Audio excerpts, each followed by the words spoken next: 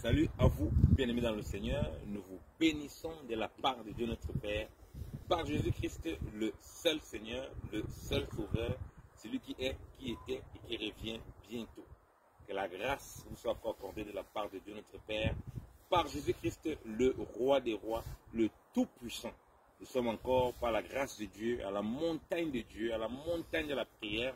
Oui, au chapeau nous l'appelons, avec l'homme de Dieu, l'homme de prière, Papa Gédéon, et moi-même votre frère, votre serviteur, l'esclave inutile de Christ, ministre de la parole, enseignant de la parole de Dieu. Que le Seigneur vous bénisse encore, bien-aimés dans le Seigneur. Nous voulons parler encore de la prière, bien-aimés. Comme nous l'avons déjà dit, la prière avant toute chose, c'est la recherche du Seigneur. On recherche le Créateur, et le Créateur se fait trouver par ceux qui le recherchent, et il nous bâtit, et il met sa vie en nous, et il transforme notre vie. La prière, c'est d'abord, avant tout, pour le Seigneur. Nous l'avons déjà expliqué. C'est la communion avec Dieu. Pour entendre Dieu, pour comprendre Dieu et pour faire sa volonté. Si vous avez une vie, vous n'avez pas une vie de prière, mais vous lisez la parole, vous ne pourrez pas du tout comprendre les directives que Dieu vous donnera. La prière permet aussi de saisir les profondeurs de la parole de Dieu. Oui, c'est pourquoi vous voyez que dans la parole de Dieu, tous ceux qui priaient, ils avaient des directives par rapport à ce que le Seigneur attendait d'eux. Vous voyez, Ananias, il est en train de prier. Il est là, le Seigneur lui parle en vision. Oui, il y a un homme qui s'appelle Paul comme ça, il est en train de prier, tout ça. Il a vu quelqu'un lui imposer les mains dans un songe. Et voilà, va, tu vas lui imposer les mains pour qu'il soit rempli du Saint-Esprit, qu'il recouvre la vue. Et c'est un instrument que j'ai choisi. On voit Pierre dans Actes chapitre 10. Pierre, il est en train de prier, il est monté pour prier. Dieu s'est révélé à lui. Dieu lui a montré des choses. Donc, dans la prière, non seulement vous êtes en communion avec Dieu, Dieu lui-même, il vous montre des choses. Dans la prière, vous allez avoir des visions, vous allez avoir des choses qui vont monter dans votre cœur parce que vous recherchez le Seigneur. Vous recherchez sa volonté. Si vous priez uniquement pour demander des choses à gauche et à droite, vous devenez distrait. Vous êtes plus préoccupé par vos inquiétudes et par les choses qui sont autour dont ça a vos besoins que par saisir qu'est-ce que le Seigneur attend de vous. Vous allez finir des moments de prière. Vous devez finir un moment de prière, ressortir, vous sentez quelque chose monter dans votre cœur, que le Seigneur veut que vous fassiez. Vous voyez bien le Seigneur. Donc, demandez des choses, oui, mais premièrement, demandez le Seigneur lui-même. Courez pour l'attraper, courez pour le saisir, comme Paul dit, qu'il sait encore une chose qu'il ne connaît pas encore comme il faut connaître. Et il dit qu'il veut saisir Christ si c'est possible. Il court vers ce Christ. Courez vers le Seigneur dans la prière. Désirez de connaître sa volonté. Et comme il s'est révélé à tous ceux qui priaient, qui voulaient savoir qu'est-ce qu'il attend d'eux, qu'est-ce qu'il veut d'eux. Et c'est comme ça qu'il va vous donner des réponses. Si ce n'est pas par des visions, c'est par des songes, c'est par des choses dans votre cœur. Et c'est même par sa parole. Vous pouvez lire quelque chose dans la parole qui vous parle directement. Donc ces voies sont multiples. C'est un Dieu qui a des facettes multiples. Mais ce que Dieu attend premièrement de vous, au-delà de toute chose, c'est que vous le cherchez lui.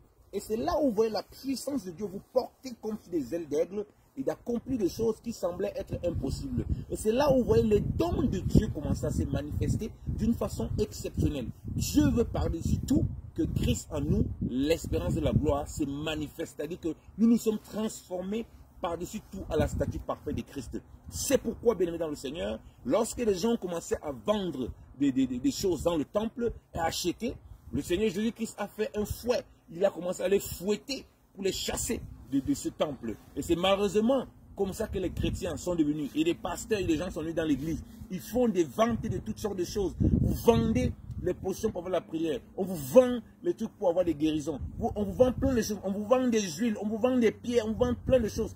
Toutes ces choses, le Seigneur, lui, avec son fouet, vous met dehors. Il veut que vous mettiez ça dehors. L'esprit de vente, l'esprit de commercer avec Dieu. C'est ça la vente et le commerce qu'on a aujourd'hui. Tu crois que c'est parce que tu pries beaucoup que tu as telle chose. Alors que tu dois prier pour que Dieu lui te transforme. Et Dieu, il va te donner les choses dont tu as besoin. Et quand il a chassé les gens dans la maison, la Bible dit, le Seigneur dit que ma maison sera appelée la maison de prière. Amen. Le temple de Dieu est appelé la maison de prière. Et il dit, vous avez fait une caverne de voleurs. Celui donc qui est le temple de Dieu, qui est une maison de prière, mais qu'est-ce qu'il cherche? Il cherche celui qui remplit toute la maison. Et celui qui remplit toute la maison, c'est Jésus-Christ de Nazareth. Et celui qui remplit toute la maison, lui fait découvrir les bienfaits qu'il y a dans la maison. Lui fait découvrir les choses qu'il y a dans la maison. Et c'est comme ça qu'il peut grandir dans sa foi. Et c'est comme ça qu'il peut écouter Dieu. C'est comme ça qu'il peut connaître les directives de Dieu. Il y a des choses que vous voulez, que vous avez à cœur, qui sont même bien pour vous, mais que Dieu sait à quel moment il veut vous donner. Mais si vous n'écoutez pas sa direction, vous n'écoutez pas ses instructions, vous allez vouloir ça autant qu'il ne faut pas. Et c'est comme ça que vous vous détruisez dans plein de choses. Et c'est comme ça qu'il y a beaucoup de frustration. Parce qu'on court dans beaucoup de choses, mais on ne court pas avec le Seigneur. Donc soyez une maison de prière. Oui, parce qu'il a dit ça. Le temple de Dieu, c'est une maison de prière. Combien de chrétiens et combien de serviteurs de Dieu savent que l'église, que le temple de Dieu est une maison de prière? Tu es une maison de prière. Je suis une maison de prière. Donc la prière est sans cesse. C'est pourquoi la prière, c'est la communion avec Dieu. Si la prière est sans cesse, ce n'est pas pour demander toujours les choses comme un petit enfant. Dieu veut t'amener, toi et moi, à la maturité. Veux-tu voir la gloire de Dieu? Sois et vis une maison de prière. Veux-tu voir la puissance de Dieu se manifester? Sois et vis une maison de prière. Pour rechercher de tout ton cœur le Seigneur. Pour exposer ton cœur au Seigneur. Pour que le Seigneur, lui, te transforme et qu'il grandisse en toi. Parce que si Christ grandit en toi, toi, tu vas être transformé et tu vas pouvoir voir la main de Dieu se manifester en toutes choses. C'est pourquoi il dit, recherchez premièrement le royaume des cieux et sa justice, et toute chose vous sera donnée par-dessus tout. Si tu marches dans cela, tu rechercheras le royaume des cieux, toutes choses, bien aimé, les choses que tu veux de ce siècle, les choses même à venir, Dieu t'accordera, parce que c'est d'abord les choses impérissables que tu recherches. Recherche le ciel, tes pieds sur la terre, mais ton cœur est au ciel. Parce que là où est ton trésor, là où est ton cœur, et là aussi est ton cœur. Là où est ton cœur, là aussi se trouve ton trésor. Où se trouve ton trésor? Est-ce dans le Seigneur, pour l'éternité, dans une vie de prière et de communion avec lui, ou bien dans les choses de la chair?